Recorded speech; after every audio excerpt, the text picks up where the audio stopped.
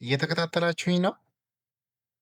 ሰላም እግዚአብሔር ይብዛላችሁ። እስካሁን ድረስ በአጫጭር ቪዲዮዎችና መካከለኛ ቪዲዮዎች የቤተ ክርስቲያናችንና የሐዋርያትን ታሪክ ስናይ መጥተናል። እስቲ ከነዚህ ትምህርቶች ውስጥ ለማስታወሻ የሚሆኑ ጥያቄዎችን አውጥቻለሁኝና መልሱን የመለሰ ሽልማት አለው።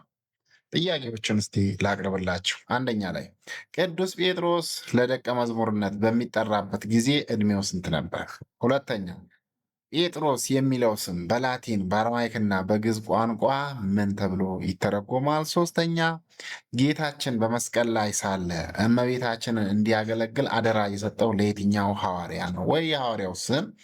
አራተኛ ላይ ቅዱስ ዮሐንስ ራዕየ ዮሐንስን የጻፈው የት ሆኖ ነው?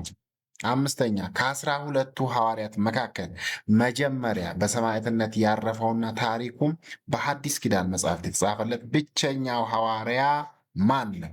ይሄ ቪዲዮ እና ሌሎች መሰል ቪዲዮዎች ለሌሎች እንዲደርስ ላይክ፣ ሼር፣ ሰብስክራይብ ማድረጋችሁን አትርሱ።